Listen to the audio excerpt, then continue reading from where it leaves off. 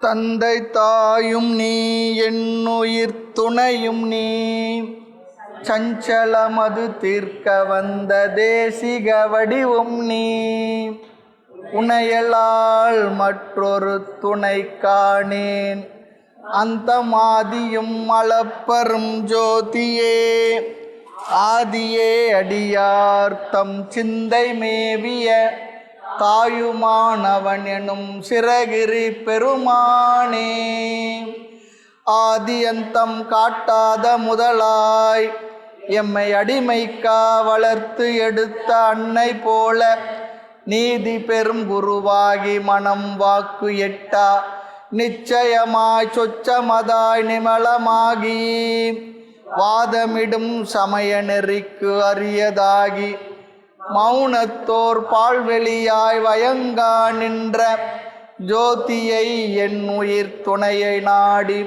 கண்ணீர் சொரிய இரு கரம் குவித்து தொழுதல் செய்வாம். அகர உயிரெழுத்து அனைத்துமாகி வேறாய் அமர்ந்ததன் அகிலாண்டம் அனைத்துமாகி பகர்வனையெல்லாமாகி அல்லதாகி பரமாகி சொல்லறிய பான்மையாகி துகளறு சங்கற்ப விகற்பங்கள் எல்லாம் தோயாத அறிவாகி சுத்தமாகி நிகரில் பசுபதியான பொருளை நாடி நெட்டுயிர்த்து பேரன்பாள் நினைதல் செய்வாம். சிராப்பள்ளி மலைமேவும் தட்சிணாமூர்த்தி அருள் நல்க பெற்று பராபரமும் எந்நாளும் பைங்கிளியும் பலபாவும் பாடி பாடி தராதல மானிடர்க்கெல்லாம் தன்னமிர்தாய் தந்தருளும் தாயுமான நிராமயனார் அருள் பெரிய கவிதையினால் பொருள் அதனை நினைந்து வாழ்வாம். தாயுமான நிராமயனார் அருள் பெரிய கவிதையினால் பொருள் அதனை நினைந்து வாழ்வாம். தாயுமான சுவாமிகள் பாடல்கள் விளக்க உரை 150வது வகுப்பு பாயப்புலி 49வது பாடல். பொல்லாத மாமற்கடமணமே என்னை போல் அடுத்த எல்லாவற்றையும் பற்றி கொண்டனையே என்னை நின்மயமாய் நில்லாய் அருள்வெளி நீ நான் நிற்பேன் அருள் நிஷ்டை ஒரு சொல்லால் புரிந்து அருள் நிஷ்டை ஒரு சொல்லால் பதிந்து பரிபூரணானந்தம் தோய்குவனே பொல்லாத மாமற்கடமணமே என்னைப் போல் அடுத்த எல்லாவற்றையும் பற்றி கொண்டனையே என்னை நின்மயமா நில்லாய் அருள்வெளி நீ நான் நிற்பேன் அருள் நிஷ்டை ஒரு சொல்லால் பதிந்து பரிபூரணானந்தம் தோய்குவனே.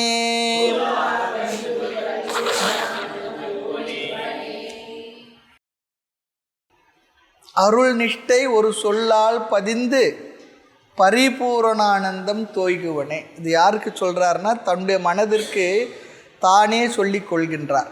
மனதை பார்த்து சொல்கிறார். என்ன அருள் நிஷ்டை? அருள் நிஷ்டை சொல்லி சொன்னால் குருநாதர் நமக்கு நாம் யார் என்று தத்துவமசி முதலிய மகா வாக்கியங்களால் நம்மை என்னவாக புரிய வைத்தாரோ, நம்ம என்னவா புரிய வைத்தார்? நீ அழிகின்ற இந்த உடல், மாறுகின்ற இந்த மனம், கெட்டுப்போன புத்தி, அப்படியா சொல்லி கொடுத்தாரு? இல்லை, நீ வீணா போனவன், நீ உருப்பட மாட்ட, நீ ஒழுங்கா இல்லை அப்படிலாம் சொல்லலை. உலகத்திற்கு எல்லாம் நம்மளை பற்றி இப்படி தான் சொன்னாங்க. ஆனால் குருநாதரும் சாஸ்திரம் தான் என்ன சொல்லிச்சு? நீ என்றும் உள்ளவன், நீ அழியாத ஆனந்த வடிவினன், நீ பூரணமானவன், முழுமையானவன், மாறாதவன், தேயாதவன், மறையாதவன், உனக்கு ஒரு குறையும் இல்லை. நமக்கு என்ன இருக்குது? குறையை தவிர வேறு ஒன்றுமே தெரியல. எனக்கு அது இல்லை, இது இல்லை, அதுதான் நினச்சிக்கிட்டு இருக்கிறோம். சாஸ்திரம் சொல்கிறது, நீ நிறைவானவன், உனக்கு ஒரு குறையும் இல்லை, எல்லாம் நீ தான், உன்னுடையது தான். உன்னை ஆத்மாவாக புரிந்து கொண்டால் எல்லாம் நீ தான். உன்னை உடலாக அல்லது இந்த அனாத்மாவாக புரிந்து கொண்டால் எதுவுமே நீ இல்லை. அதாவது இந்த மதுரையே உன்னுடையதுன்னு ஒருத்தர் சொல்லிட்டாருன்னு வச்சுங்களேன், அப்புறம் நம்ம ஆவணி மூலை இதில் ஒரு 1/4 கிரவுண்டு இடம் கிடைச்சா போதுன்னு சொல்லுவோமா? மதுரையே உன்னுடையதுன்னா அது எதில் சேர்ந்தது? ஏன் ஆவணி முழுவது சொல்கிற, தெற்கு ஆவணி முழுவதுன்னு நகை கிடையாது இல்லையா? எல்லாம் நான் தான் சர்வம். இந்த அனைத்தும் சர்வம் சிவமயம் ஜெகத்து, சர்வம் விஷ்ணுமயம் ஜெகத்து, சர்வம் பிரம்மமயம் ஜெகத்து, சர்வம் சக்திமயம் ஜெகத்து. இதெல்லாம் என்னென்னா எல்லாம் நீயாக தான் இருக்கிற. நீ உன்னை வரையறைக்குட்பட்டு இந்த ஒரு உடலாக நினச்சிக்காத. வரையறைக்குட்படாத ஆத்மா வரையறைக்குட்பட்டு இந்த ஒரு உடலுக்குள் இருந்து கொண்டிருக்கின்றது, அவ்வளவுதான். அந்த ஆத்மா தான் என்ன? நீ. இந்த ஆத்மாவோட லட்சணங்கள்லாம் நம்ம நிறைய பார்த்தோம். இதெல்லாம் சொன்னதுனால ஆத்மா லட்சணம் தான். நீ என்றும் உள்ளவன், நீ மாறாதவன், சேஞ்ச்லெஸ், டிவிஷன்லெஸ், உனக்கு வரையறையே இல்லை, not limited by time space, எல்லாம் சொல்கிறது. உன்னை காலம் வரையறுக்காது. ஆனால் இந்த உடலாக்கிறதுனா காலம் என்ன பண்ணிடுச்சு? வரையறுத்துடுச்சு. அதனால தான் date of birth, happy date சொல்லக்கூடாது, ஹாப்பி பர்த் டெத்து டேட் சொல்லக்கூடாது. வரத்தான் போகிறது, நாம் இருக்க மாட்டோம். அப்படி சொன்னால் வந்து அடிச்சுட போடுறாங்க. இதுனா நல்ல வார்த்தையே வராத சுவாமி வாயில் இருக்கிற உண்மை அது. அப்போ நம்ம பிறந்தன்றது டைம் காலத்தினால் வரையறுக்கப்பட்டோம். நம்முடைய இறப்பு என்பதும் காலத்தினால் வரையறுக்கப்பட்டது. பிறப்புக்கும் இறப்புக்கும் இன்பிட்வீன் நாம் ஒரு காலத்தில் வாழ்ந்துக்கிட்டு இருக்கோம். ஆனால் நீ யார் தெரியுமா? இந்த பிறப்புக்கு அப்பாற்பட்ட காலத்தினால் வரையறுக்கப்படாத முடியாத ஆத்மா. உன்னை இந்த உடலானது வரையறுத்து வைத்துள்ளது. நீ வரையறை இல்லாத ஆத்மஸ்வரூபம். அப்படி நினச்சி பாருங்களேன். இந்த பிரம்மாண்டம், நீ இந்த பிரம்மாண்டத்தை ஒரு அங்கம் இல்லை, நீயே இந்த பிரம்மாண்டம்னா என்ன இருக்குன்னா இந்த ஒரு உலகம் இல்லை, இதில் 9 கோள்கள் பூமியோடு சேர்த்து சொல்கிறாங்க. இது ஒரு சோலார் சிஸ்டம். இது போல் ஆயிரக்கணக்கான சோலார் சிஸ்டம் சேர்ந்து ஒரு அண்டம். இதை போல் பல சோலார் அண்டங்களை போல் பல அண்டங்களை, தௌசண்ட்ஸ் ஆஃப் கேலக்சிலாம் சொல்கிறாங்க. அது சேர்ந்தது பேரண்டம். அதுக்கு அப்பால் இருக்குன்னா கேலக்ஸி, மில்கி வே, யூனிவர்ஸ், என்னென்னோ சொல்கிறாங்க ஆங்கிலத்தில். அண்டம், பேரண்டம், மகா அண்டம், பெருஞ்சிக்கிட்டே போகிறது. இது எங்கே போய் முடியுது? ஆகாசத்துக்கு வரையறை இருக்குது. ஆகாசத்துக்கு அப்புறம் என்ன இருக்கும்? அப்படி வரையறையற்ற ஆத்மஸ்வரூபம். அமைதியே உட்காந்து யோசித்து பார்த்தா அப்பா இப்படி. அப்போ நம்ம மனது என்ன பண்ண தெரியுங்களா? இந்த ஆகாச வெளியிலே, பேரண்டத்தில், இந்த பிரம்மாண்டத்தில், மில்கி வே என்னெல்லாம் சொல்கிறேன், அப்படியே விரிஞ்சு சிறகடிச்சு போகும். இவ்வளோ விஸ்தாரமானவன்.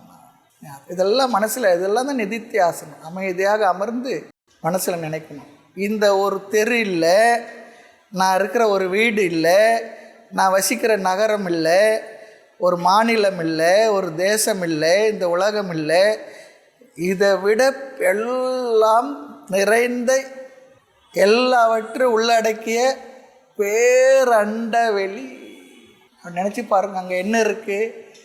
உடலை மறந்தாச்சு, மனசை மறந்தாச்சு. ஆனால் மனசில் தான் நினைக்கிறோம். இந்த எண்ணெல்லாம் எங்கே வருது? மனதில் ஒரு தாட் லெவலில் தான் வருது.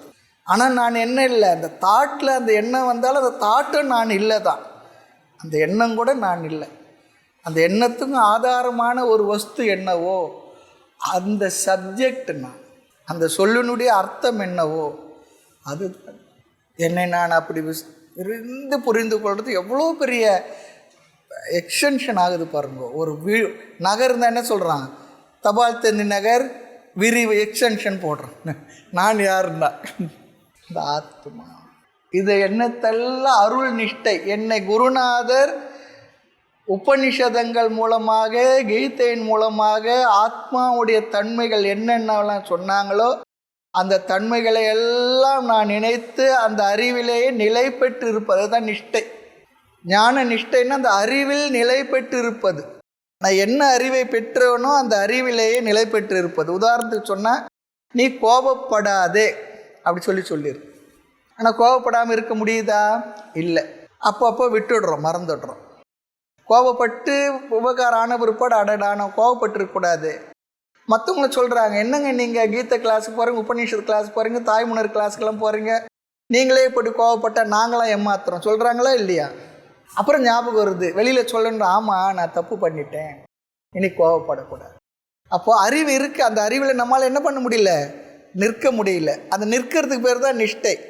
கோபம் வரும்பொழுதே நான் கோபப்படக்கூடாது தெரிஞ்சுக்கணும். கோபத்தினுடைய விளைவுகள் இது இருக்குது. நான் சாந்த ஸ்வரூபி, நான் என்ன? சாந்த ஸ்வரூபி, அகம் சாந்தக. அப்படி அந்த அறிவில் நிறுத்தம்னா அந்த நிற்கிறதுக்கு பேர் தான் நிஷ்டை. ஞாபகம் வச்சுங்க. நிஷ்டைன்னா நிஷ்டையில் இருக்காருன்னு ஏதோ கண்ணு மூடி உட்காந்துருக்கார் அர்த்தம் இல்லை. நிஷ்டை சொல்லி சொன்னால் நாம் எந்த அறிவை பெற்றோமோ அந்த அறிவில் அமைதியாக அப்படியே ஓடிக்கிட்டு இருக்கிறது, நிற்கிறது. அதுக்கு பேர் தான் நிஷ்டை. ஏன்னோ கண்ணு மூடி உட்காந்து அப்படியே ஸ்டில் மைண்டாக இருக்குது தான் நிஷ்டை. நிஷ்டை கூடிக்கிட்டு இருக்கிறார், நிஷ்டையில் இருக்கிறார். அப்படி நிலை பெற்றுட்டோம்னா அதுக்கு பேர் தான் என்ன? தஸ்ய பிரஜா பிரதிஷ்டிதா. பகவான் கீதையில் சொல்கிறார். இப்போது கோயிலில் கூட என்ன பண்ணுறோம்? விக்கிரக பிரதிஷ்டை. புது விக்கிரகமாக இருந்தால் அதை என்ன பண்ணுறோம்? பிரதிஷ்டை சொல்லி சொல்கிறோம். பிரதிஷ்டை நன்கு பொருத்தி வைப்பது. எதுக்காக? அந்த விக்கிரக ஸ்திரமாக அந்த இடத்துல இருந்து அது சுற்றி அஷ்டபந்தனம் பண்ண பிற்பாடு அது கீழே இந்த தங்கம் வெள்ளி அதெல்லாம் போடுவாங்க. அதெல்லாம் மந்திரபூர்வமாக யந்திரங்கள்லாம் வச்சு அந்தந்த தேவதைக்குரியதெல்லாம் அழகாக கர்மகாண்டத்தில் அழகாக பெரியவங்க பண்ணியிருக்காங்க. அந்த யந்திரத்தெல்லாம் வச்சு சுவாமி விக்கிரகத்தை சேர்த்து அந்த இடத்துல வச்சு சுற்றி அஷ்டபந்தனம் பண்ணுறது தான் என்ன சொல்கிறாங்க? அஷ்டபந்தன மகா கும்பாபிஷேகம் அப்படி சொல்லி. அதுபோல் அப்படி இருக்குதான் பிரதிஷ்டை. பிரதிஷ்டை சொல்லிட்டு நன்கு ஸ்திரமாக பொருத்தி வைப்பது. அதுபோல் நிஷ்டை சொல்லி சொன்னால் நான் இந்த அறிவில் நன்கு ஸ்திரமாக இருப்பது, நிற்பது, சஞ்சலமாக புத்தியை நாட்டாமல் மனதை ஸ்திரமாக. கோபம் வரும்பொழுதே என்ன? எது கோபம் நான் படக்கூடாது, என்ன சூழ்நிலை இருக்கு சொல்லுவோம், வார்த்தையை சொல்ல, விஷயத்தை சொல்லுவோம். ஒரு உதாரணத்துக்கு கோபம் எடுத்துக்கிட்டேன், ஏன்னா எல்லாருக்கும் தெரிஞ்ச ஒரு இது. இந்த குட்டி குழந்தை இருக்கு பாருங்க, அதுக்கு என்ன கோபம் வருது? அது என்ன பண்ணிச்சு? பெரிய சம்பாரித்து கஷ்டப்பட்டு சேர்த்து வச்சு நம்ம எடுத்துக்கிட்டோமா? அதுக்கு என்ன கோபம் வருது தெரியுமா? தூக்கி அடிக்குது. அது கோபம் நமக்கு எல்லாருக்கும் இயல்பில் இருக்குது. அதுலேருந்து வெளியே வரணும், ஜெயிச்சு வரணும் இல்லையா? அதுபோல் அந்த அறிவில் நிற்பது. இங்கே நாம் எந்த அறிவில் நிற்கணும் சொல்கிறார் பாருங்கோ. அருள் நிஷ்டை ஒரு சொல்லால் பதிந்து. என்ன சொன்னார்? நாம் பொதுவாக மகா வாக்கியத்தை எடுத்துக்குவோம். இங்கே என்ன சொல்கிறார்? சும்மா இரு, சும்மா இரு சொல்லற என்றாலுமே அம்மா பொருள் ஒன்றும் அறிந்திலனே. சும்மா இருன்னு சொன்னார். அந்த சும்மா இரு சொல்லி சொன்ன என்ன? அமைதியாக இரு. ஏன் அங்கே அமைதி இல்லை? நீ ஆத்மான்னு அறியல, ஆத்ம சாந்த ஸ்வரூபம் என்பது புரியலை. அதனால் மனசு என்ன பண்ணுது?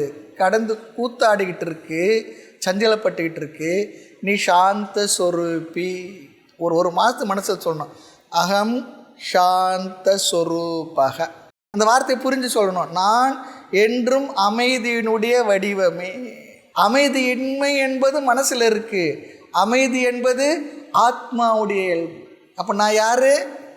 ஆத்மா. இந்த அறிவில் நிற்கிறது. அப்படி குரு என்ன சொல்லி கொடுத்தாருன்னா, சும்மா இரு. தூசா மணியும் துயிலும் புனைவ ஐசா நேச உணதருளால் ஆசா நிகழும் துகள் ஆகிய பின் பேசாத அனுபூதி சொன்னார். அங்கே அமைதி தான் சொல்கிறார். இங்கே சும்மா இரு சொல்லற என்றால் அம்மா பொருள் ஒன்று. அதுக்கு மேலே ஒன்றும் இல்லை. புரிஞ்சு இந்த அமைதி மௌனம் சும்மா இருக்கிறதுலாம் ஒரே அர்த்தம் தான். சும்மா இருக்க சுகம் உதயமாகுமே மாயா லோகமினி ஏனடா சொல்கிறார். சும்மா இரு சொல்லற. சொல்லலைன்னா அங்கே சும்மா இருக்குது. சொல்லலைன்னா மனசு பேசிக்கிட்டு இருக்குமே, வார்த்தை பேசலை, ஆனால் மனசு என்ன பண்ணோம்? பேசிக்கிட்டே இருக்கும் உள்ள. அதனால் இங்கே சொல்கிறார், அருள் நிஷ்டை ஒரு சொல்லால் பதிந்து. குரு சொன்னார், நீ ஆத்மான்னு சொல்லிட்டார். அந்த ஒரு சொல்லால் பதிந்து அல்லது புரிந்து, அந்த சொல்ல மனசில் பதிச்சுக்கோன்னு சொல்கிறார். சொல்ல மனசில் நல்லா இந்த கல்லில் எழுதுன என்கிரேவ் பண்ணுறாங்க பாருங்க, அது போல் மனசில் நீ புரிஞ்சுக்கோ, மனசில் பதித்துக்கொள். அப்படி இருந்தால் என்ன ஆகுமா? பரிபூரண ஆனந்தம் தோய்குவனே. வெறும் ஆனந்தம் இல்லை, பூரண ஆனந்தம், பரிபூர்ண ஆனந்தம். 2 அட்ஜெக்டிவ் போடுறார். முழுமையான அமைதி, பராம் சாந்தின்னு பகவான் சொல்கிறார் பாருங்க. முழுமையான அமைதி இல்லையா? நிம்மதி. என்ன அர்த்தம்? முழுமையான அமைதி. எந்த அலையும் இல்லை, எதுவும் இல்லை, புயல் இல்லை, மழை இல்லை, அலை இல்லை, அப்படியே மனது அமைதி பெற்று, அது மனது அப்படி அமைதி பெற்று இருக்குன்னு சொன்னால் அந்த ஆத்மஸ்வரூபத்தை நன்கு தானாக நானாக புரிந்து கொண்ட மனதில் தான் மேலோட்டமாக காற்றெல்லாம் வீசிக்கிட்டு தான் இருக்கும், போய் வந்துக்கிட்டு தான் இருக்கும். ஆனால் ஆழ் மனதில் நமக்கு இந்த ஆத்மாவோட தன்மைகளை புரிந்த தன்மையில் நமக்கு என்ன இருக்கும்? ஆனந்தம். ஆனந்தம் என்பது ஆத்மாவுடைய இயல்பு. ஆனந்தமும் ஆத்மா வேறு வேறு இல்லை. ஆனந்தமே ஆத்மா, ஆத்மாவே ஆனந்தம்தான். அதில் பூரண ஆனந்தம் சொல்கிறார். பூரணம்னா என்ன? முழுமையான. பூர்ணம்னா நம்ம கொழுக்கட்டில் இருக்கிற பூர்ணம் இல்லை. அந்த பூரணம் சாப்பிட்டாலும் ஆனந்தமாக தான் இருக்குது. அது பிள்ளையாருக்கு வைக்கிறோம், அது மோதகத்தில் வைக்கிறோம் இல்லையா? மோதகத்தில் மேலே இருக்க அந்த அரிசி பிடிக்கலனாட அதுக்குள்ளே இருக்க பூரணம் எல்லாருக்கும் பிடிக்கும். சுகர் கம்ப்ளைண்ட் இருக்கிறவங்க கூட கொஞ்சம் எடுத்துகிட்டு சாப்பிட்லாமா தான் நினைப்போம். பூரண ஆனந்தம். பரிபூர்ணம்னா முழுமையான நிறைவான ஆத்மஸ்வரூபம் தான் பரிபூர்ணம். பார்க்குமிடம் எங்கும் ஒரு நீக்கமர நிறைகின்ற பரிபூரண ஆனந்தமே. தாய்மன்னர் பாடல் வரிகள் இது. பரிபூர்ண ஆனந்தம் தலைப்பு. 2வது தலைப்பா அது? 3வதுன்னு நினைக்கிறேன். 3வது அதிகாரமா 4வது. பரிபூர்ண ஆனந்தம். அப்படிப்பட்டவன் பரிபூர்ண ஆனந்தம் தோய்குவனே, அதிலேயே மூழ்கி இருப்பேன்றார். அம்மா ரசகுல்லா மாவு வாங்கிட்டு வந்துட்டு அல்லது சில பொருள்லாம் வாங்கிட்டு வந்து நல்லா செய்து ஜீரா பண்ணி அதில் உள்ளே போட்டு வைக்கும் பாருங்க ரசகுல்லா. அப்புறம் இன்னொன்று என்ன இருக்குது? குலாப்ஜான். பாருங்களேன், ஞாபகம் நமக்கு ரொம்ப நாள் சாப்பிட்றதில்லை, இனிப்பு சுகர் ஆகிட்டதுனால ஞாபகம் வரதில்லை. ஞாபகம் வர்றது நல்லது தான். குலாப்ஜான் அது எப்படி இருக்கும்? ஊறி இருக்கும். அது போல் தோய்குவனே. ஊறுகாய் சொல்லலாம் சுகர் இல்லாதவங்களுக்கு, சுகர் இருக்கவங்களுக்கு ஊறுகாய் டாக்டர் என்ன சாப்பிட வேணாம்னு சொல்லலை. ஆனால் பிரம்மச்சாரி சன்னியாசி சாப்பிட வேணாம்னு சொல்கிறாங்க, அது வேறு. இல்லை ஆசிரமில் ஊறுகாயெல்லாம் பண்ணுறதில்லை. இந்த காயெல்லாம் கிடைக்கும்போது அந்த காலத்து வாழ்க்கை முறை இப்போ எங்கே பார்த்தாலும் கிடைக்கிறது. மாங்காய் கிடைக்கும் பொழுது, எலுமிச்சம் காய்க்கும் பொழுது என்ன பண்ணுவாங்க? அதெல்லாம் கொண்டு வந்து கட் பண்ணி உப்பில் போட்டு காய வச்சு ஊற வச்சு எடுத்து தாளித்து வச்சுக்குவாங்க. அதுதான் வருஷம் முழுக்க. அந்த ஊறுகாய் எப்படி இருக்கும்? கடைசி அந்த ஊறுகாயுடைய பொருள் இருக்க மாங்காவோ எலுமிச்சமோ அது இருக்கிற வரையில் அதில் அந்த உப்பு உரப்பு இருக்கும். திருமணத்திலாம் ஊறுகாய் போடுறாங்க பாருங்கள், அது என்னென்னா கட் பண்ணி போடுறது. அது சும்மா மேலோட்டு இருக்கும், அது உள்ள ஒன்றும் இருக்காது, ஊறி இருக்காது, அது வேற இருக்கு. அது போல உண்டு மனதில், ஆழ் மனதில் நீ பரிபூரண ஆனந்த ஆத்மா என்ற அறிவு என்ன இருக்கணும்? ஊறி இருக்கணும். அதான் தோய்குவனே, தோய்ந்திருக்கு. ஆமாம், தோய்குவனே அதுதான் சொல்கிறார். பரிபூர்ண ஆனந்தம் தோய்கும், அதிலே நான் மூழ்கி நிறைவாக இருப்பேன்னு சொல்கிறார். இது யாருக்கு சொல்கிறார் பாருங்க? பொல்லாத மாமற்கட மனமே. மற்கடன்னு சொல்லி சொன்னால் குரங்கு. குரங்கு கொல்லித்தேல் கொட்டி குதிக்கின்ற பேய்க்குரங்காய் கள்ள மனம் துள்ளுவது என் கண்டோ பராபரமே. மனம் ஒரு குரங்குன்னா யாருடைய மனம்? அது அழகாக சொல்லிட்டார். மனித மனம் ஒரு குரங்குன்னு வேற யாரும் மனசு நினச்சிட போகிறீங்க. மனித மனம் ஒரு குரங்குன்னு சொல்லிட்டார். அந்த குரங்கு எப்படி இருக்கான்? தேள் கொட்டிடுச்சான் இல்லையா, அது பைத்தியமாக பிடிச்சிடுச்சான், அப்புறம் கொஞ்சம் கல்லும் சாப்பிட்டுடுச்சான். ஆமாம், அப்படின்னா எப்படி இருக்கும்? அதுவே குரங்கு. அது தேள் ஒன்று கொட்டிடுச்சு. அது சாதாரண தேளில் கொல்லித்தேள் சொல்கிறார். கொட்டி குதிக்கின்ற பேய்க்குரங்காய், பேய்க்குரங்குன்னு சொன்னார். அப்படி இருக்கு நம்முடைய மனது. ஆக பொல்லாத மாமற்கட மனமே. ரொம்ப பொல்லாதவன் நீ, நல்லவன் இல்லைன்னு சொல்கிறார். தன்னுடைய மனசு தானே அட்ஜெக்டிவ் கொடுத்துக்கிறார். பொல்லாத மனது, ரொம்ப கெட்டவன், பொல்லாத மனது. அப்படிப்பட்ட மனமே என்னை போல் அடுத்த எல்லாவற்றையும் பற்றி கொண்டனே. ரொம்ப அழகாக சொல்கிறேன். வேறு யாராவது சொன்னால் 9 இருப்போது. நான் தான் எதை பார்த்தாலும் பிடிச்சிக்கிறேன், எதையும் விடுறதில்லை. எதை பார்க்குறனோ அதெல்லாம் மனசு போயிடுது. அதெல்லாம் வேணும்னு நினைக்கிறது. எனக்கு உபயோகமாகுமா இல்லையா அதெல்லாம் தெரியாது. எனக்கு அதில் பிரயோஜனம் இருக்குமா என்ன தெரியாது. அதனால் எனக்கு என்ன சங்கடம் வரும் அதுவும் தெரியாது. பார்த்து எல்லாத்தையும் போய் உட்காந்துக்கிறது, பிடிச்சிக்கிறது. அப்படி இருக்கக்கூடிய என்னை போல் நீ என்ன பண்ணுற? எதையெல்லாம் பார்க்குறியோ அதெல்லாம் போய் பிடிச்சிக்கிறேன்னு சொல்கிறார். இந்த டிபார்ட்மெண்டல் ஸ்டோரில் நல்லா அழகாக கண்ணாடி பெருசு பெருசாக போட்டு வெளியே போகும்பொழுதே தெரியும். ஏசிலாம் போட்டு இல்லையா, சும்மா ஷாப்பிங் இது போடுவோம். அதுக்குள்ளே என்ன சொல்ல, வாங்க பாருங்கன்னு சொல்லுவார். அவன் இவ்வளோ ஏசி போட்டு இவ்வளோ பெரிய வாடகை கொடுத்து லைட்டை போட்டு சும்மா நம்ம பார்க்குறதுக்காக கூப்பிட்றாரு இல்லை. போவோம், அப்படியே பார்ப்போம். எல்லாம் அழகாக வரிசையாக அது உள்ளே இருக்க பொருள் 50 ரூபான்னா அது மேலே இருக்க பார்த்தீங்கன்னா 150 ரூபா 200 போட்டிருப்பான். அந்த பேக்கிங்லாம் அழகாக இருக்கும். பார்த்த உடனே நம்ம மனசு என்ன பண்ண, 100 பொருளை பார்ப்போம். அதில் 10 பொருளில் மனசு போகும். ஒரு 4 பொருளை மனசில் சுமந்துக்கிட்டு வருவோம். வந்துட்டு வீட்டுக்கு வந்து என்ன பண்ணுவோம்? இப்போ தான் அதெல்லாம் இல்லை. என்னது ஜிபேவா, யூபே, ஜிபேவா யூபேவா, உடனே ஆமாம் போட்டு வாங்கிட்டு வந்துடும். அது உபயோகமாகுதா ஆகலையா மனசு பிடிச்சிக்குது பார்க்குறதுல. அதுக்காக தான் நல்ல பிஸ்னஸ் ட்ரிக்கே அது. ஆமாம், நம்ம விடுவோமா என்ன? நமக்கே அப்படின்னா நம்ம வீட்டுக்குள்ள இருக்காங்க தாய்மார்கள், அவங்களாம் நீங்களாம் இல்லை, உடனே வேணும். அது நல்லா இருக்குது மனசில் வந்துடுது. அதுபோல் நீ என்ன பண்ணுற? எல்லாத்தையும் பிடிச்சிக்கிறேன்னு சொல்லுது, ஒன்றையும் விடுறதில்லை. நானும் அப்படி தான் இருக்கேன், நீ அப்படி தான் இருக்க. பிரித்து பேசுகிறார். உண்மையிலே நாமும் மனசும் வேறு நமக்கு தெரியாதான் இருந்துக்கிட்டு இருக்கோம். சாஸ்திரம் படித்தா தான் நீ வேற இந்த மனசு வேறன்றது நமக்கு தெரியுது. ஆமாம், என்னை போல் எல்லாவற்றையும் பற்றி கொண்டனையே, நீயும் பிடிச்சிக்கிட்டே என்ன காரணம்? நின்மயமாய் நில்லாய், நீ உன்னுடைய தன்மையோடு நீ இரு. அதனுடைய தன்மையோடு நிற்கணும்னு நம்ம என்ன பண்ணியிருக்கணும்? மனசுக்கு அதனுடைய வரையறையை புரிய வச்சுருக்கணும். நம்ம வீட்டில் சொல்லுவோம் பசங்களுக்கெல்லாம், எப்பா தம்பி வீட்டினோட சூழ்நிலையை புரிஞ்சுக்கோ, அது போல் நீ இருந்துக்கப்பா, சும்மா ஆடாதுன்னு சொல்லுவோம். அதுபோல் இந்த மனசுக்கு என்ன சொல்லணுமோ அதை சொல்லி மனசே உன்னுடைய வரையறை நீ புரிஞ்சுக்கோ. ஆமாம், நில்ல, நீ அருள்வெளி, உனக்கு நல்ல விஷயங்கள்லாம் சொல்லியிருக்கேன். எங்கும் விரிந்த இந்த சிருஷ்டியில் நீயும் ஒன்றாக இருந்துக்கிட்டு இருக்கிற. என்னை போல தான் நீயும் கூட ஒரு வகையில் பார்த்தேன்னா, இப்போ நாம் சொல்லுவோம் நான் ஆத்மா சொல்லி சொன்னால், நான் எங்கு நிறைஞ்சவன் சொல்லி சொன்னால், இந்த மனதையும் புத்தியையும் இந்த உடலையும் உலகத்தையும் எங்கே கொண்டு போய் போடுறது? அதுவும் அதுக்குள்ளே தானே. இந்த உலகம் பேரண்டம் பகிரண்டம் எல்லாம் எதுக்குள்ளே இருக்குது? ஆகாசத்துக்குள்ளே தானே இருக்குது. ஆகாசத்துக்கு வெளியிலே அது இருக்குது. ஆகாசத்துக்கு வெளியே இருந்தால் அதுவும் என்ன? ஆகாசம் தானே. அருள்வெளி நீ அருளோடு கூடியவனாக இரு. ஆமாம், நான் நிற்பேன், நானும் என்ன பண்ணுவேன்? அதுபோல் அருள்வெளி, நானும் அப்படி இருப்பேன். நானும் அருள் தான் என்ன இந்த இடத்துல என்ன ஒன்றா போட்டான். நான் ஆத்மா அல்லது அறிவுடையவன் அல்லது சேத்தன ஸ்வரூபம் அப்படி இருக்கக்கூடியவன் அருள். நான் நிற்பேன், நானும் அப்படி இருக்கேன். நீ எங்கே சுத்துறையோ நானும் அப்படி தான் இருப்பேன். எங்கே நீயோ நானும் அங்கேன்றப்போல் தான் ஆகிடும். அப்படி இல்லாமல் நீ அறிவோடு இரு, நானும் அப்படி இருக்கேன், அருள் வெளியாக இருக்கேன், நிற்பேன். அருள் நிஷ்டை ஒரு சொல்லால் பதிந்து பரிபூர்ணானந்தம் தோய்குவனே. இந்த பாட்டுக்கு வெறும் புலவர்கள் மற்றவங்களாம் எழுதுகிற உரை வேறாக இருக்கும். நம்ம சாஸ்திரத்துடைய பின்னணியிலே இந்த வார்த்தைகளை அர்த்தத்தை இப்படி பார்த்துக்கிட்டு இருக்கோம்.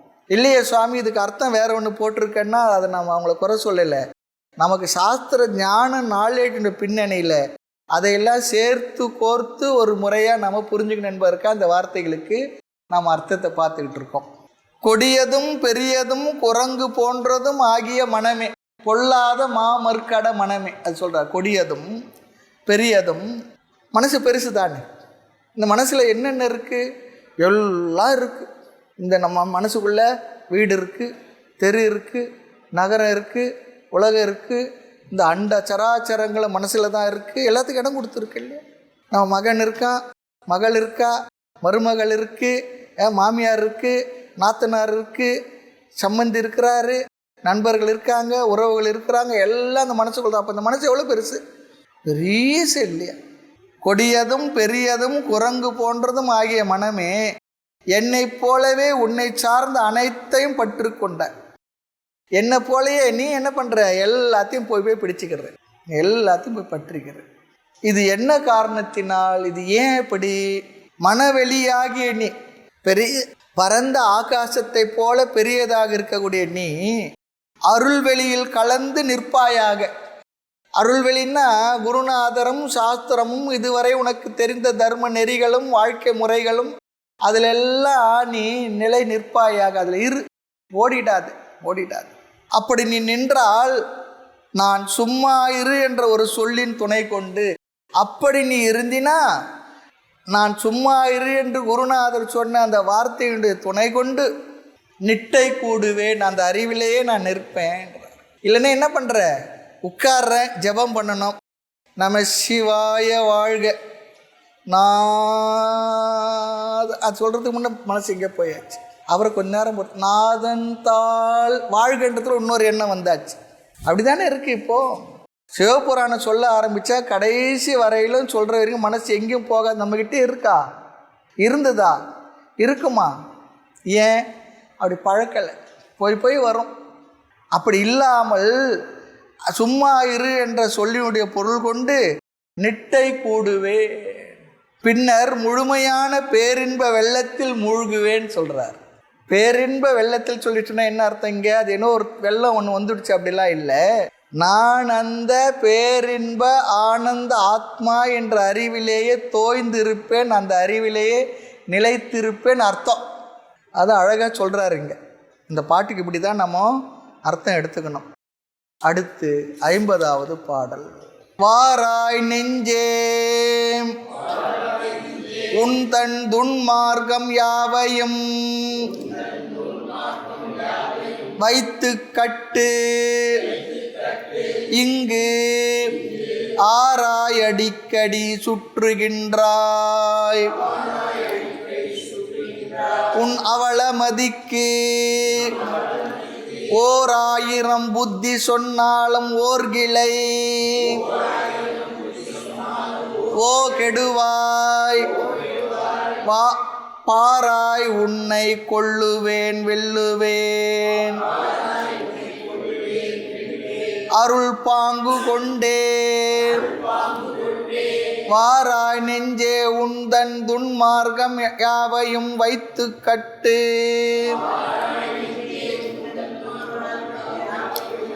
இங்கு ஆராய் அடிக்கடி சுற்றுகின்றாய், உன் அவளமதிக்கு ஓர் ஆயிரம் புத்தி சொன்னாலும் ஓர்கிளை ஓ கெடுவாய், பாராய் உனை கொள்ளுவேன் வெல்லுவேன் அருள் பாங்கு கொண்டே.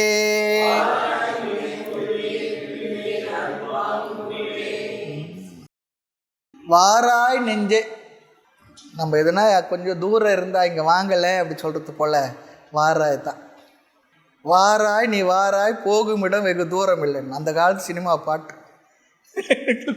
அது போல் வாராய் சொல்கிறார். இந்த கண்ணதாசன் எழுதின பாடலாளர் யார் இருந்தாங்கன்னா நிறைய பெரியவங்களோட வார்த்தைகள்லாம் நிறைய கையாண்டிருக்காங்க. கம்பராமாயணத்தில் பட்டினத்தாரில் எல்லாம் பார்க்குறோம் இல்லையா? அதனால் புதுசாக எதுவும் இருந்ததும் வாஸ்தவம் தான், நிறைய கையாண்டிருக்காங்க பார்க்குறோம். தாயுமான சுவாமிகள் பாடல்கள்லேயே நிறைய பெரியவங்களுடைய பாடல்களை உள்ளே போய் பார்க்கும்பொழுது தேவாரம், திருவாச்சகம், இன்னும் இருக்கக்கூடிய சைவ சித்தாந்த நூல்கள் அதெல்லாம் பார்த்தா நிறைய அந்த வரிகள்லாம் கையாண்டிருக்கார். வள்ளல் பெருமானும் அப்படி கையாண்டிருக்கார் சில வார்த்தைகள் வரிகளை. அதெல்லாம் இருக்கத்தான் வந்துடுது. அவன் படிச்சிருக்காங்களே, படிச்சிருக்கான்னு சொல்லி நமக்கு தெரிகின்றது. ஆக இங்கே வாராய் நெஞ்சே, இங்கே வாணி எதை கூப்பிடுறார்? மனசை கூப்பிடுறார். அப்படின்னா அந்த மனசு என்ன அவர் இடத்துல இல்லைன்னு தெரியுது, எங்கேயோ இருக்குது, எங்கேயோ சுற்றிக்கிட்டு இருக்கு. அதனால தான் என்ன பண்ண முடியும்? வாராய் வா நெஞ்சே, மனமே, உந்தன் துன்மார்க்கம் யாவையும் வைத்து கட்டு. நான் சொல்கிற பேச்சை கேட்காம நீ இஷ்டத்துக்கு என்னென்னோ பண்ணிக்கிட்டு இருக்கியே, சாதாரண நன்மார்க்கம் இல்லாத சன்மார்க்கம் இல்லாத துன்மார்க்கத்தில் சுற்றி தெரிஞ்சுக்கிட்டு இருக்கியே. இந்த சன்மார்க்கன்ற வார்த்தை நம்ம பார்க்கும்பொழுது வள்ளல் பெருமான் ஒரு 100-150 வருஷத்துக்குள்ளே சன்மார்க்கன்ற வார்த்தையை உபயோகப்படுத்தியிருக்கார். அதுக்கு முன்னே தாயுமானவர் உபயோகப்படுத்தியிருக்கார். சன்மார்க்க ஞானமதின் பொருளும் மீறு சமய சங்கேத பொருளும் தான் ஒன்றாக பன்மார்க்க நெறிதனிலும் கண்டதில்லை. ஆகார போகணும் சிதம்பர ரகசியத்தில் ஒரு பாடலை சொல்கிறார். சன்மார்க்கம்னு என்ன? ஞான மார்க்கம் அப்படின்னு சொல்லி அர்த்தம், வேறு ஒன்றும் இல்லை. நல்ல மார்க்கம், நல்ல விஷயத்தை சத்விஷயத்தை சொல்லிக் கொடுக்கக்கூடிய மார்க்கம், சத்வித்யான்னு சொல்லி அர்த்தம். உன் துன்மார்க்கம் என்றால் அப்படி இல்லாத நன்மார்க்கம் இல்லாத துன்மார்க்கம். ஆமாம், சன்மார்க்கம் அல்லாத துன்மார்க்க நேனையும் தடுத்து அருள் ஆட்கொள்வையோன்னு சொல்லி தாய்மன்னர் கேட்குறார் இடத்துல. இங்கே துன்மார்க்கம் யாவையும் வைத்து கட்டு, ஒழுங்காக மூட்டை கட்டிக்கோ. இங்கே இருக்காத உன்னுடைய பொருளெல்லாம் மூட்டை கட்டிக்கோ. இங்கே ஆராய் அடிக்கடி சுற்றுகின்றாய், சொன்னாலும் நீ கேட்க மாட்டுற, அடிக்கடி எங்காவது அலைஞ்சிக்கிட்டே இருக்கிற. ஆமாம், அமைதியாக இரு. ஆமாம், அப்படி இல்லாமல் சும்மா சுற்றிக்கிட்டு இருக்காது. அடிக்கடி சுற்றுகின்றாய். நம்ம வீட்டில் இருக்க பையன் அடிக்கடி என்ன பண்ணுவான்னா, அங்கே எங்கே போயிட்டு அம்மா சொல்லுவோம், ஏன்டா அடிக்கடி இப்படி ஊர் சுற்றிக்கிட்டு இருக்க, கொஞ்சம் ஒழுங்காக எதுனா படி, வேலைக்கு போ, வீட்டில் கொஞ்சம் ரெஸ்ட் எடு, சும்மா எதுக்கு இப்படி சுற்றிக்கிட்டு இருக்க அப்படி சொல்கிறது போல இங்கே அடிக்கடி சுற்றுகின்றாய். ஆமாம், அடிக்கடி சுற்றுகின்றாய். உன் அவள மதிக்கு, உன்னுடைய வீணா போன இந்த மதிக்கு, கீழான புத்திக்கு, 1000 புத்தி சொன்னாலும் ஓர் கிளை ஓ மனமே ஓ கெடுவாய். எத்தனை தடவை சொல்கிறது? 1000 தடவைக்கு மேலே சொல்லிட்டேன். 1000 முறை சொன்னாலும் ஓர் கிளை. எத்தனை முறை சொன்னாலும் நீ கேட்கறது இல்லை, கேட்கவே மாட்டேன். ஓ கெடுவாய், நீ வீணாயிடுவையே. இதை நம்ம யாருக்கு சொல்லியிருக்கோம்? நம்ம பையனுக்கு சொல்லியிருப்போம், நம்ம அப்பாவும் நமக்கு சொல்லியிருப்பாரு இல்லையா? 1000 முறை சொன்னாலும் ஓர் கிளை கேட்கவே இல்லை. ஓ கெடுவாய், நீ கெட்டு போயிடுவே, வீணாயிடுவே. பாராய், கொஞ்சம் பாரு, கவனிச்சு கேளு. இல்லைன்னா என்ன பண்ணுவேன்? உன்னை கொல்லுவேன்னு சொல்கிறார். நம்ம வீட்டில் சொல்லுவோம் இல்லையா, அடிச்சிடுவேன். வீட்டில் அப்பா உன்னை கொன்று போட்டுருவேன்னுவாங்க. உங்களே கொன்னா போட்டுருவாங்க, சொல்கிறது அப்படி இல்லையா? அது போல் உன்னை கொல்லுவேன், உன்னை பாரு என்ன பண்ணுறேன் பாரு அப்படி சொல்கிறார். வெல்லுவேன், உன்னை நான் ஜெயிச்சிடுவேன்னு சொல்கிறார். ஜெயிக்கிறதுக்கு நிறைய வேலை இருக்குது. என்ன? பாராயணம், ஜபம், தியானம், சத் விஷயங்களை மனசில் நினைக்கிறது, நல்ல குணங்களை பற்றி மனசில் சிந்தனை பண்ணுறது, பெரியவங்களுடைய வாழ்க்கை வரலாறை படிக்கிறது, அவங்களோட சேர்ந்து இருக்கிறது, சத்சங்கத்துக்கு வர்றது. இதனாலெல்லாம் தான் நம்ம வெல்ல முடியும். சும்மா உட்காந்து வெல்லுவேன்னா அங்கே என்ன தனி ஒரு ஆளாக இருக்குது, ஏதோ ஒரு கத்தியோ வேறு ஏதோ எடுத்து கட்டையை எடுத்து அடித்து வெல்றதுக்கு அப்படிலாம் ஒன்றும் இல்லை. இங்கே சண்டை என்னென்னா நம்முடைய மனதுக்குள்ளே தான், நம்ம மனதோடு தான் நம்ம சண்டை போடுறோம். வெளியிலே சண்டை இல்லை, உள்ளுக்குள்ளே தான் சண்டை. உள்ளுக்குள் 4 வகை கோட்டை, பகை ஓட பிடித்திட்டால் ஆளலாம் நாட்டை, கள்ள புலன் எனும் காட்டை வெட்டி கடலில் தெரிந்திட்டால் காணலாம் வீட்டை சொல்கிறார். அதுபோல் இங்கே உன்னை வெல்லுவேன், நான் ஜெயிச்சிடுவேன்னு சொல்கிறார். நிச்சயமாக ஜெயிச்சிடுவேன். எதன் மூலமாக? அருள் பாங்கு கொண்டே. இறைவனுடைய திருவருள், சத்குருநாதருடைய ஆசீர்வாதம், என்னுடைய முயற்சி, ஜபம், தியானம், பாராயணம், நல்ல தர்ம நீதிகளை எடுத்து சொல்லி, அதனால தான் நம்ம சொல்லுவோம் நம்ம வாழ்க்கை எப்படி ஆரம்பிக்கணும்னு சொன்னார். அதர்மமான வாழ்க்கை நெறியிலிருந்து தர்மமான வாழ்க்கை முறை. தர்மமான வாழ்க்கை முறை என்பது தான் கர்மயோகம். கர்மயோகம் நத்திங் பட் தார்மீக ஜீவனம். அதில் எல்லா தர்ம நெறிகளையும் முறையாக பயன்படுத்தி நம்மை பக்குவப்படுத்தி அடுத்து பக்தி மார்க்கத்துக்கு வரோம். அந்த பக்தி மார்க்கத்திலிருந்து பிறகு ஞான மார்க்கத்துக்கு நாமே அப்படியே நம்ம அறியாமல் என்ன பண்ணுவோம்? மூவ் ஆகிடுவோம். அது நம்ம அறியாத ஞான மார்க்கத்துக்கு மூவ் ஆகிட்டோன்றதுக்கு அடையாளம் என்னென்ன? இப்படிப்பட்ட வகுப்புகளை எல்லாம் அமைதியாக உட்காந்து கேட்குற மனநிலை வந்தாவே நம்ம ஞான மார்க்கத்துக்கு ஷிஃப்ட் ஆகிருக்குன்னு அர்த்தம். நான் ஞான மார்க்கத்துக்கு வந்துட்டேன்னா வரலையான்னு யாரையும் போய் கேட்க வேண்டாம். அமைதியாக ஞான நூல்களை கேட்கறதா இந்த மனநிலை வந்தாவே நாம் இதுவரை வாழ்ந்த வாழ்க்கையினுடைய பிரயோஜனம், நாம் செய்த பக்தியினுடைய பலன், நாம் செய்த பாராயணம் முதலுடைய பலன் கிடைச்சிதுன்னு அர்த்தம். இப்போ கல்லூரிக்கு யார் அப்ளிகேஷன் போட முடியும்? +2 முடித்தவங்க போட முடியும். யார் +2க்கு அப்ளிகேஷன் +1க்கு போடணும்? 10th முடித்தவங்க தான் போட முடியும். அதுபோல் நான் கர்மயோகத்திலும் பக்தி யோகத்திலும் ஒழுங்காக இருந்தேன் என்பதோட அடையாளம் என்ன? ஞான யோகத்துக்கு உட்கார்ந்துருப்போம். அப்படின்னா என்ன அர்த்தம்? இங்கே பகவத்கீதை கிளாஸுக்கும் தாய்மன்னர் வகுப்புக்கும் உட்கார்ந்துருப்போன்னு அர்த்தம். நமக்கு நாமே அது ஒரு சோதனை பண்ணி பார்த்தல, யார்கிட்டையும் கேட்கணுன்றது இல்லை. அந்த மனசு அப்போ தான் அமைதி அடையும். அமைதி அடைந்து வார்த்தைகளை கேட்கணுன்ற எண்ணம் வரும். கேட்ட வார்த்தைகளை உள்வாங்கி புரிந்து கொள்வதற்கு முயற்சி பண்ணும் இந்த மனசு. அப்படி முயற்சி செய்ததுன்னா மற்ற விஷயங்கள் இருந்தெல்லாம் மனசு ஒரு மணி நேரமாவது விடுபட்டிருக்கும். ஆமாம், அது அப்படியே கொஞ்சம் கொஞ்சமாக அதிகமாகும் பொழுது மனது முழுமையாக தத்துவ விசாரத்தில் ஈடுபட்டிருக்கும். தத்துவ விசாரத்தினுடைய சப்ஜெக்ட் யார்? நான் தான், நானே தான். அந்த அறிவில் நாம் நிற்போம். அதுக்காக தான் உன்னை வெல்லுவேன் அருள் பாங்கு கொண்டே. அருள் பாங்கு, வெற்றியும் பெறுவேன்னு சொல்கிறார். மனமே இங்கு அருகில் வா, உன்னுடைய தீய நெறியை முழுவதுமாக ஒதுக்கிவை, சற்றே ஆராய முற்படு. ஆராய் உணர்வு நீ என்றான்னு சொன்னார் பாருங்க. எங்க? பாராதி பூத்தம் நீ அல்லை, உன்னிப்பார் இந்திரியம் கரணம் நீ அல்லை, ஆராய் உணர்வு நீ என்றான். ஆராய் சொல்லிச்சுன்னா கொஞ்சம் என்கொயரி பண்ணு, விசாரம் பண்ணு, ஆராய்ச்சி செய். உணர்வு நீ என்றான், நீ தான் அந்த உணர்வு. ஐயன் அன்பாய் உரைத்த சொல் ஆனந்த தோழி. அதுபோல் ஆராய முற்படு. அடிக்கடி தேவையின்றி சுற்றி திரிகின்றாய். உடைய கீழான அறிவுக்கு 1000 முறை புத்தி அறிவுரை கூறினாலும் நீ அது குறித்து கொஞ்சமும் ஓர்ந்து தெளிவு அடைவதில்லை. கெட்டு ஒழி சொல்லிடுறார். கெட்டு போ, நம்ம சொல்ல எப்படியே தொலைஞ்சு போ சொல்கிறோம்ல, சில பேர் இருக்கு. அதுபோல் கெட்டு ஒழி சொல்கிறார். நன்றாக நான் சொல்வதை இல்லைன்னா கேளு, எனக்கு திருவருளின் துணை இருப்பதால். இது ஒரு முக்கியமான வார்த்தை. எனக்கு சத்குருநாதர் இறைவனுடைய திருவருள் இருப்பதால் உன்னை நான் வெல்லுவேன். இது ஒரு அகங்காரத்தை கர்வத்திலே சொல்லலை. அந்த துணை கொண்டு நான் வெல்லுவேன், அதில் வெற்றியும் பெறுவேன். நான் முக்தியும் பெற்றுக்கொண்டேன் பராபரமே சொன்னார் பாருங்க. அதுபோல் இந்த இடத்துல நான் வெற்றியும் பெறுவேன்னு சொல்கிறார். இது ஒவ்வொரு சாதகர்களுக்கும் சாதன காலத்தில் இருக்க வேண்டிய ஒரு மனநிலை.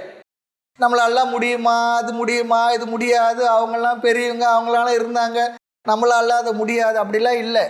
தத்துவ ஞானத்தில் அல்லது ஞான விசாரத்தை வந்தவங்களுக்கு இந்த ஒரு தன்னம்பிக்கை இருக்கணும். நான் முயற்சி செய்வேன், சாதனங்களை ஒழுங்காக செய்வேன், அதில் நான் நிச்சயமாக வெற்றி பெறுவேன். எதன் மூலமாக? இங்கே ஒரு அழகான ஒரு பாவனையை நம்ம சொல்லி கொடுக்குறார். இறைவனுடைய அருளாலும் குருநாதர் அல்லது சத்சங்கத்தினுடைய அவர்களுடைய அருளினாலும் சத்குருநாதருடைய உபதேசத்தினாலும் சாஸ்திரங்களுடைய வார்த்தைகளினாலும் நான் வெற்றி பெறுவேன். வெற்றி பெறுவேன் நம்மளாம் கிடைக்காது அப்படின்னு எண்ணத்தோடு வரக்கூடாது. ஜெயிச்சு காட்டுவேன், வெற்றி பெறுவேன், அந்த எண்ணத்தோடு தான் நம்ம சாதனங்களில் ஈடுபடணும். அது ரொம்ப அழகாக சொல்கிறார். அதில் வெற்றியும் பெறுவேன். அடுத்து 51வது பாடல். மாதத்திலே ஒரு திங்கள் உண்டாகி மடிவதெனின் போதத்திலே சற்று வைத்திலேயே வெறும் புண்மை நெஞ்சே வேதத்திலே தர்க்கவாதத்திலே விளங்காது பிந்து நாதத்திலே அடங்காது அந்த வான் பொருள் நாடிக்கொள்ளே. மாதத்திலே ஒரு திங்கள் உண்டாகி மடிவதெனின் போதத்திலே சற்றும் வைத்திலேயே வெறும் புண்மை நெஞ்சே வேதத்திலே தர்க்கவாதத்திலே விளங்காது பிந்து நாதத்திலே அடங்காது அந்த வான் பொருள் நாடிக்கொள்ளே.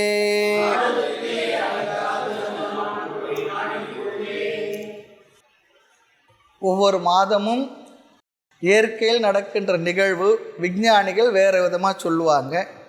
நமக்கு சூரியன் சந்திரன் எல்லாம் தேவதையாக வழிபடுகின்ற பழக்கம் நமக்கு இருக்குது. விஞ்ஞானத்தினுடைய அறிவு நமக்கு இருந்தாலும் நம்ம என்ன பண்ணுறோம்? விஞ்ஞானிகள்லாம் சேர்ந்து தான் ராக்கெட் லான்ச்சர்லாம் பண்ணுறாங்க. ஆனாலும் ஒவ்வொரு முறையும் என்ன பண்ணுறாங்க? சாமியை கும்பிட்டுக்கிறாங்க, திருப்பதி போயிட்டு வர்றாங்க, அவங்கவுங்க தெய்வத்தை வணங்கிக்கிடுறாங்க.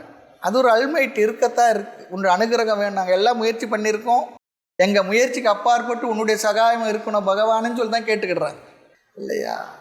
அதுபோல் மாதத்திலே ஒரு திங்கள், ஒரு சந்திரன், ஒவ்வொரு மாதம் என்ன ஒரு முழு நிலவு. அது எப்படி இருக்குது?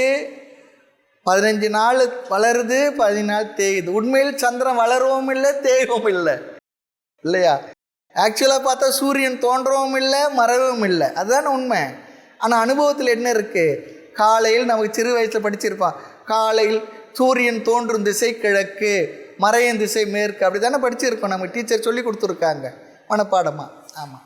ஆனால் உண்மையில் சூரியன் என்ன பண்ணுறதில்ல, அது தோன்றவும் இல்லை, மறையவும் இல்லை. அப்போ சூரியன் தோன்றுவது மறைவது அனுபவ உண்மை, தோன்றதும் இல்லை மறைவதும் இல்லை என்பது விஞ்ஞான உண்மை. இது உண்மை, அது உண்மையான பேருண்மை. அப்படி தான் எடுத்துக்கணும். நம்ம இந்த உலகத்தில் ஒவ்வொரு நொடியும் நிமிஷமாகி, நிமிஷங்கள் மணியாகி, நாளாகி, வாரமாகி, மாதமாகி, வருடங்களாகி போயிட்டே இருக்கே. இப்போ தான் பிறந்தா போல் இருக்குது. இப்போது இது சாரா SIR, ஆமாம், ஓட்டர் லிஸ்ட்டில் எல்லாம் சரியாக பதிஞ்சிக்குங்க, கரெக்ஷன் பண்ணணும்னு சொல்லியிருக்காங்க. இது முறை தானே? அப்போ ஓட்டர் லிஸ்ட்டில் பார்க்கும்பொழுது புது ஃபோட்டோ கொடுங்கன்னு சொல்லி கேட்குறான். முந்தி ஃபோட்டோ ஏதோ பழசு இருந்திருக்கு, 10 வருஷம் 15 வருஷம் முன்னே பண்ணது. அப்போ நீங்கள் ரொம்ப இளமையாக இருந்திருப்பீங்க, இப்போ பார்த்துங்க உங்கள் ஃபோட்டோவை, நீங்களான்னு சொல்லி தெரியுவீங்க. எங்களுக்கும் தெரியாது நீங்கள் யாரை நாங்கள் சொல்லிட போகிறோம் பூத்தில், அதில் இப்போ ஃபோட்டோ கொடுங்கன்னு இருக்கான். எவ்வளோ மாற்றங்கள் இருக்குது. இதெல்லாம் என்ன? இது வளர்ச்சியா தேய்மானமானா? தேய்மானம் தான் சொல்லணும். அவ்வளோ குறைஞ்சி இருக்குது. மாதம்லாம் போயிட்டே இருக்கு, வயசும் ஆகிட்டே இருக்குது. வயசு ஆக ஆக நாம் வாழ போகிற நாள் என்ன குறைஞ்சிக்கிட்டே இருக்குது. இது மனசில் நல்லா நிறுத்திக்கிட்டியா? இன்னும் என்னவோ இன்னும் ஒரு 1000 வருஷம் இருந்து இந்த உலகத்தில் என்னென்னவோ சாதிக்க போகிறத நினச்சிக்கிட்டு இருக்கிறிய. பயம் வேண்டாம். நம்முடைய முமுட்சுத்துவத்தை தூண்டி விடுறதுக்காக இந்த வார்த்தைகள் எல்லாம். ஐயோ நாள் போயிட்டுருக்கு, வயது ஆகிட்டு இருக்கு, இன்று வருமோ என்று வருமோ எப்போவோ தெரியாது இல்லையா? இன்றைக்கு இருந்தாரே நாளைக்கு இருப்பர் என்று என்னவோ திடமில்லையே. அநியாயமாய் இந்த உடலை நான் என்று வரும் அந்தகர் காலாக்கவோ. ஆடித்திருந்து நான் கற்றதும் கேட்டதும் அவலமாய் போதல் நன்றோ. கனியேனும் வரிய செங்காயேனும் உதிர் சருகு கந்த மூலங்களேனும் கனல்வாதை வந்தெய்து அள்ளி புசித்து நான் கண்மூடி மௌனியாகி தனியே இருப்பதற்கு எண்ணினேன் எண்ணமிது சுவாமி நீ அறியாததோ. கேட்குறார் பாருங்க, இப்படி உனக்கு தெரியாதா? இப்படிலாம் இருக்கிறேனே, இனியேது எமக்குன் அருள் வருமோ எனக்கருது ஏங்குதே நெஞ்ச மைய. முதல் வரி அதுதான். இன்றைக்கு இருந்தாரே நாளைக்கு இருப்பர் என்று என்னவோ திடமில்லை. நெருநல் உளன் ஒருவன் இன்றில்லை என்னும் பெருமை படைத்தி உலகுன்னு சொல்கிறார். அந்த உடலுக்கு ஸ்டேட்டஸ் என்ன கொடுக்குறாருன்னா, என்று மழியும் இக்காயம் இத்த ஏதுக்கு மெய்யென்று இருந்தீர் உலகில் ஒன்றும் அறியாத நீரோ எமன் ஓலை வந்தால் சொல்ல உத்தரம் உண்டு. ஆனால் ஒரு இடத்துல சொல்கிற அந்த காணி ஒரு பகட்டால் பகட்டுவது அடாதடா காசு நம்பால் செல்லாதடா சொல்கிறார். நாம இருக்கும் குடியெல்லாம் நமனை அஞ்சோன்னு சொல்லி சொல்கிறார். அதெல்லாம் வேற. இருந்தாலும் கூட காலம் போயிடுதே, உண்மையை அறியாமல் சரீரத்தை விட்டுறக்கூடாது. இந்த சரீரம் எப்போவோ கிடைக்கிறது. எத்தனை கோடி கல்ப காலத்தில் இந்த உலகத்தினுடைய இதுவில் கணக்கில் எனக்கு இப்போ இந்த சரீரம் கிடைச்சிருக்கு. இதில் இருந்து அறிய வேண்டியதை அறிந்து அடைய வேண்டியதை அடைஞ்சு நான் நிறைவு பெறணுமே. வேறு எந்த சரீரத்தை வெளிப்பட்டிருந்தாலும் இந்த நன்மை கிடைச்சிருக்குமா தெரியாது. ஒரு ஆட்டினுடைய உடம்புலையோ, மாட்டுண்டு உடம்புலையோ, சிங்கத்தின் உடம்புலையோ, நாயுண்டு உடம்புலையோ, நரியுண்டு உடம்புலையோ, பறவைண்டு உடம்புலையோ நான் வெளிப்பட்டிருந்தால் எனக்கு இந்த அறிவெல்லாம் கிடைச்சிருக்குமா? இப்படிலாம் கேட்க முடியுமா? இந்த உண்மையை உணர்ந்துக்க முடியுமா? புரிய முடியுமா? அப்படி இல்லாத மனுஷ உடல் கிடைச்சிருக்கு. ஆகில இந்த உடலிலிருந்து நான் என்ன பண்ணணும்? அறிய வேண்டியது அறியணுமே. அப்படி ஒரு ஆர்வத்தை உருவாக்கி அதை பேரார்வமாக்குவது, அதுதான் முமுட்சுத்துவம் சொல்லுவோம். பேரார்வம். ஆகவே மாதத்திலே ஒரு திங்கள் உண்டாகி மடிவதின் போதத்தில் சற்று வயிற்றிலேயே புண்மை நெஞ்சு. நீ என்னென்னவோ நினச்சி ஏங்கி தவிச்சு வீணா போயிட்டு இருக்கிறியே, அடையாததெல்லாம் அடைய முடியாதெல்லாம் என்ன கற்பனை பண்ணிக்கிட்டு இருக்கியே. உண்மையில் உன்னால் அடைய முடிவது என்ன தெரியுமா? அமைதியே உட்காந்து யோசனை பண்ணி சாஸ்திர விஷயங்களை வார்த்தைகளை விசாரம் பண்ணால் உன்னை நீ அறியலாம். அதுதான் உன்னால் முடியக்கூடியது கூட. அதுவே கஷ்டம்தான் இருந்தாலும் அது உன்னால் அடைய முடியும். அதெல்லாம் உலகத்தில் வேறு எதை நீ அடைய முடியும்? எதை அடைந்தாலும் அது போகத்தான் போகிறது. ஆனால் ஆத்மாவாகி உன்னை நீ அடையிறதுன்றதுக்குள்ளே இல்லை, நீ தான் ஆத்மானு புரிஞ்சுக்கிட்ட என்ன ஆயிடுச்சு? அறியணுமே, அதை அடைஞ்சிக்கோ. அப்படி இல்லாத எங்கெங்கே சுத்தறியே மனசு. உண்மையிலே அதெல்லாம் அடைய முடியுமான்னு தெரியாது நமக்கு. முடியலாம், இல்லாமல் போகலாம். ஆனால் என்னை நான் அறிய முடியுமா? முடியாதா? முடியும். என்ன பண்ணணும்? அமைதியாக உட்காந்து சாஸ்திர வார்த்தைகளை மனசில் வாங்கி கொண்டு அந்த வார்த்தை கூட அர்த்தமாக நான் இருக்கேன் என்பதை புரிகிற வேலையை பண்ணால் போதும். அது நம்மளால் முடிகிற காரியம்தான். ஆசை இருக்குது, அரசால அம்சம் இருக்குது, கழுத மேய்க்கன்னா அதுபோல் நம்ம நினைக்கலாம் என்னென்னவோ. ஆனால் அதெல்லாம் நம்மளால் முடியுமா? தெரியாது. ஆனால் என்ன நமக்கு எது முடியும்? என்னை நான் அறியலாம். என்னை நான் அறிய ஒரு பட்ட காலம் சொல்கிறார். என்னை நீங்காது இருப்பது எது? நான் தான் என்னை நீங்காது இருக்கிறேன். உண்மை தானே? எப்போ ஃபோன் பண்ணி கேட்டாலும் அவர் இருக்காரா இவர் இருக்காருன்னு என்ன பண்ணுவோம்? பார்த்து சொல்கிறேன்னு சொல்லுவோம். நீங்கள் இருக்கிறீங்களா இருந்தால் என்ன சொல்லுவோம்? என்னங்க அப்படி கேட்டுட்டுங்க, நான் இருக்கிறேங்க எப்போவுமே. ஆழ்ந்த உறக்கத்தில் நான் இருக்கிறேன்னா இல்லையா? ஆழ்ந்த உறக்கத்தில் நான் இல்லையா? இருக்கிறேன். கனவுல நான் இருக்கிறேன்னா இல்லையா? இருக்கிறேன். நனவுல நானே நல்லாவே இருக்கிறேன். அப்போ நான் என்னை நீங்காதவன். அந்த நான் யார்? அதுதான் ஆத்மா, அதுதான் நான். அந்த நானை அறிவதற்கு இயலாமல் வேறு எதையோ அறிந்து கொண்டு, உலகத்தில் வேறு எது அறிந்தாலும் அறியல்னாலும் நமக்கு நஷ்டம் இல்லை. உன்னை நீ அறியவில்லை என்றால் அதுதான் நமக்கு நஷ்டம். நான் யார் என்பதை நான் நல்லா தெரிஞ்சுக்கணும். இந்த நான் என்ற வார்த்தைக்கு எது அர்த்தம்? இந்த உடலா, மனமா, உலக விஷயங்களா, பொருள்களா, வேறு எதுன்னு சொல்லி பார்த்துட்டு இவைகளெல்லாம் நான் இல்லை. ஆனால் உண்மையில் பாருங்களேன், நான் இந்த உடல், நான் இந்த மனம், நான் இந்த உலகம், நான் எல்லாத்தையும் சேர்த்துக்கிறோம். கடைசியில் எல்லாவற்றையும் நீக்கி பார்த்தால் அங்கே பொருள்கள் மாறுகின்றது, விஷயங்கள் மாறுகின்றது, அனுபவங்கள் மாறுகின்றது. அந்த நான் மட்டும் என்ன பண்ணுறது? மாறவே இல்லை. எல்லாத்தையும் நான் ஒட்டிக்கிட்டு இருக்கு. அந்த நான் தான் என்ன? சரியான நான். அந்த நானுக்கு என்ன அர்த்தம் என்பது சாஸ்திரம் அழகாக சொல்லி கொடுக்கறது. நான் ஆத்மா. ஆத்மாவில் லட்சணங்களை சொல்லிட்டு அந்த லட்சணங்களோடு கூடியவனாக அந்த வார்த்தையோட அர்த்தத்தை நாம் புரிந்து கொண்டால் அதுதான்பா நீ. அந்த நானுக்குரிய அர்த்தம் ஆத்மா.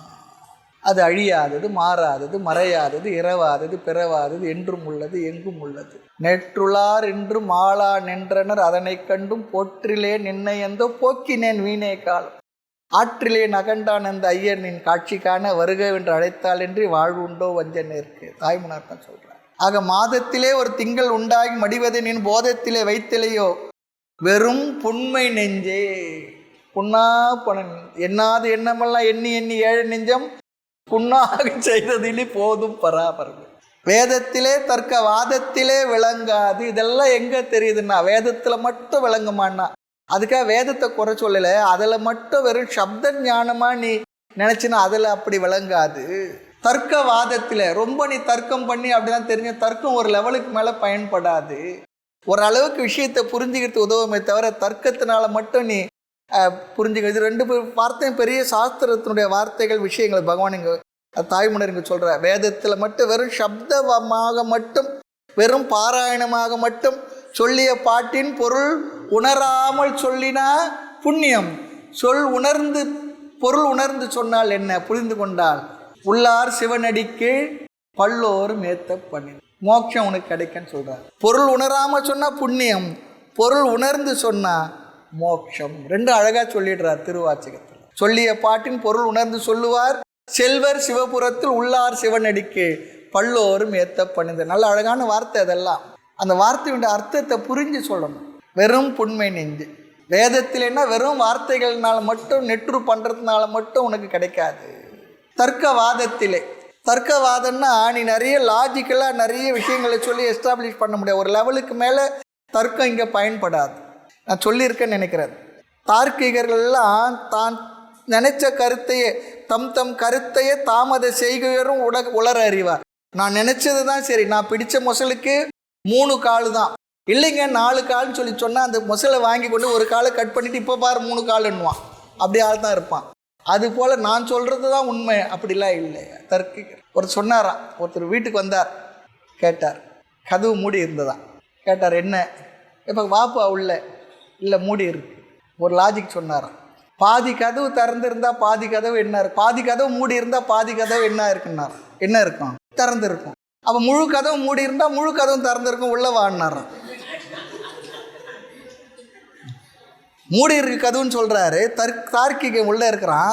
சரி, பாதி கதவு மூடி இருந்தால் பாதி கதவு திறந்துருக்கும், முழு கதவு மூடி இருந்தால் முழு கதவு திறந்துருக்கும், உள்ள வாடினாராம். அதுபோல் தர்க்கம் அந்த லெவல் தான் இருக்கும். முழு தர்க்கத்தில் இறைவனுடைய தத்துவ விஷயத்தை நம்ம உணர்ந்து ஒரு லெவலுக்கு பயன்படும், அவ்வளோதான். அதனால தான் கோர்ட்டில் கூட தர்க்கவாதத்தை வச்சு தானே 2 வக்கீலுக்கும் தெரியும் யார் தப்பு பண்ணாங்கன்னு தெரியும். இருந்தாலும் ஃபீஸை வாங்கிக்கிட்டு வாதம் பண்ணுறாங்க. அங்கே எது உண்மைன்னு சொல்கிறதுக்காக மட்டும்தான் யார் வேணும், ஜட்ஜி வேணும். அங்கேயும் அவர் வேறு எதனா பண்ணிட்டாருன்னு வச்சுங்களேன், போச்சுன்னு அர்த்தம். அங்கே ஜட்ஜியுடைய விஷயமே கூர்ந்து பார்த்து அவங்க சொல்கிற வாதத்தில் எந்த இடத்துல இருக்குன்றதை தெரிஞ்சுக்கிட்டு புரிஞ்சுக்கிட்டு ஜட்ஜ்மெண்ட் கொடுக்கணும். அதுபோல் வேதத்தில் மட்டும் இல்லை, தர்க்கவாதத்திலே சொல்கிறார் விளங்காது, அதில் மட்டும் விளங்கி கொள்ள முடியாது, விந்து நாதத்திலே அடங்காது. இந்த 2 வார்த்தைக்கு ஒரு அர்த்தம் நம்ம புரிஞ்சுக்கணும். நாத பிந்துக்கள் ஆதி நமோ நம திருப்புகழில் அருணகிரிநாதர் சொல்கிறார். ஓசை ஒளியலாம் ஆனாய் நீயே, அப்படி தேவாரத்தில் ஒரு வார்த்தை இருக்குது. நாதம் சொல்லி சொன்னால் சப்தம் ஓசை, பிந்து சொல்லி சொன்னால் விதை நிலை, ஒடுங்கிய நிலை. ஒரு பெரிய ஆழ விருட்சம் இருக்குது, அதோட முழு ஆற்றல் எதில் இருந்தது, அதில் தான் இருந்தது. அதுக்குள்ளே இருந்தால் இவ்வளோ பெருசு வந்தது. அப்போ இவ்வளோ ஆற்றல் அதுக்குள்ளே ஒடுங்கி இருந்தது. அதுபோல் இந்த உலகமானது எங்கிருந்து உற்பத்தி ஆனதோ அது பிந்து, அல்லது நம்ம சாஸ்திர வார்த்தையில் சொல்லணும்னா அவ்யக்தம் இல்லையா, கீதையுடைய வார்த்தையில் அன்மேனிஃபெஸ்ட், வெளிப்படாத நிலை, ஒடுங்கி இருக்கிற நிலை, அதுதான் பிந்து சொல்கிறது. பிந்து சொல்கிறது நாதம் சொல்கிறது வெளிப்பட்ட நிலை, மேனிஃபெஸ்ட் ஆகிருக்குது. அதுக்கு பேர் வியக்தம். வெக்தம் சொல்லி சொன்னால் நன்கு பரிணமித்து வெளிப்பட்ட நிலை. அந்த வார்த்தை அழகாக சொல்கிறார். பிந்து நாதத்திலே அடங்காது.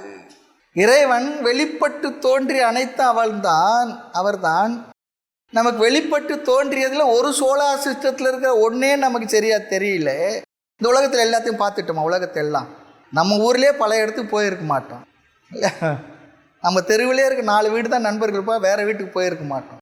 எவ்வளோ பெருசு பூமி இது, இது போல் எவ்வளோ இருக்குது வெளிப்பட்டுருக்கு. இன்னும் வெளிப்படாது என்னன்னா யாருக்கு தெரியும்? எத்தனையோ விளையாட்டு எந்தாய்கள் அத்தனை மென்னால் அறியும் தரமாமுன்னு சொல்றார் தாய்மா. அப்போ வெளிப்பட்டு தோன்றிய இந்த உலகமும் நீ தான்.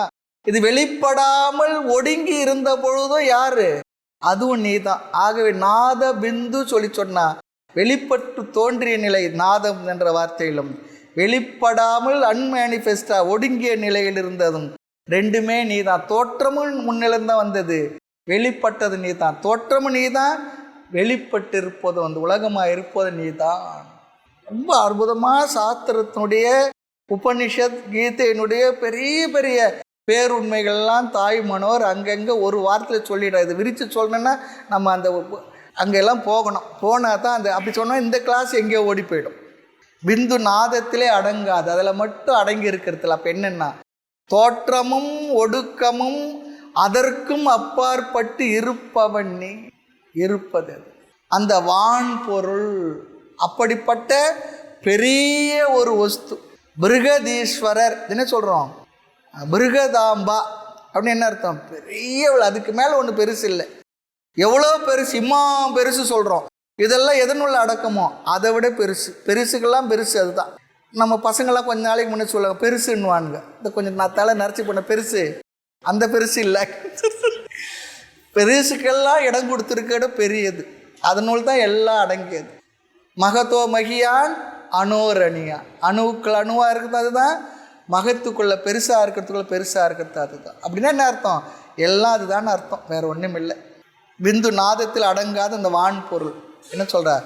நாடிக்கொள் சொல்கிறார். அதை நீ புரிஞ்சுக்கோ, அதை நீ தெளிவாக நாடிக்கொள்னா எங்கே இருக்கு சொல்லுங்க சாமி, இப்போயே போயிட்டு வர நாடி சொல்லுன்னா அதை நன்கு மனதில் கேட்டு புரிந்து நிறுத்திக்கொள், அதுதான் அர்த்தம். ஆக வெறுமையும் இழிவும் பொருந்திய மனமே மாதம் ஒரு முறை திங்கள் முழுவதும் தேய்வதும் வளர்வதுமாகி வாழ்நாளும் கழிகின்றது என்பதை சற்றும் நீ உன்னுடைய அறிவில் கொள்வதில்லை. வேதத்திலும் தர்க்கவாதத்திலும் சாஸ்திரங்களிலும் ஒளி என்றும் நாத தத்துவத்திலும் ஒளி என்னும் பிந்து தத்துவத்திலும் அந்த மேலான பொருள் அடங்கி நிற்காது. அதில் மட்டும் அடங்கலை.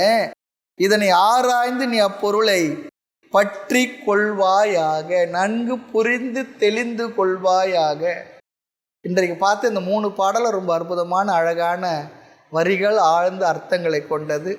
இதெல்லாம் உபனிஷத்து கீதையை படித்தா போல் இருந்திருக்கும். இன்றைக்கி கிளாஸு பார்த்திங்கன்னா அவ்வளோ விஷயங்களும் தாய்மானவர் அழகாக இந்த இடத்துல ரொம்ப சாதாரணமான சொற்களில் சொல்லியிருக்கின்றார். ஆகையினால தமிழில் வேதாந்தம் படிக்க முடியாது, தமிழில் வேதாந்தம் இல்லை அப்படிலாம் இல்லை. பெரியவங்க சொன்ன வார்த்தையே, ஆனால் சாஸ்திர ஞானத்துடைய பின்னணியில் பார்த்தா தான் இந்த பாடல்களுக்கு இப்படி நம்ம விளக்கம் புரிஞ்சிக்க முடியும். இல்லைன்னா வேறு மாதிரி ஏதோ புரிஞ்சுக்கிட்டு இருப்போம். ஆக இந்த அளவிற்கு நமக்கு இப்படி அர்த்தங்களை பார்ப்பதற்கு அனுகிரகம் பண்ண ஆதிகுருவுடைய பேரருளும் சத்குருநாதருடைய திருவருளும் எல்லா மகான்களுடைய ஆசீர்வாதத்திலும் நமக்கு இந்த தத்துவ ஞான நிஷ்டை கிடைக்க வேண்டும் என்று எல்லோருக்கும் மனமாற பிரார்த்தனை செய்து வாழ்த்து நிறைவு செய்கிறேன். ஹரி ஓம். மூர்த்தி எல்லாம் வாழி, எங்கள் மௌன குரு வாழி, அருள் வார்த்தை என்றும் வாழி, அன்பர் வாழி பராபரமேன். ஓம் பூர்ணமத பூர்ணமிதம் பூர்ணாத் பூர்ணமுதச்யதே பூர்ணஸ்ய பூர்ணமாதாய பூர்ணமேவாவசிஷ்யதே. ஓம் சாந்தி சாந்தி சாந்தி. ஹரி ஓம். ஸ்ரீ குருப்யோ நமः. ஹரி ஓம்.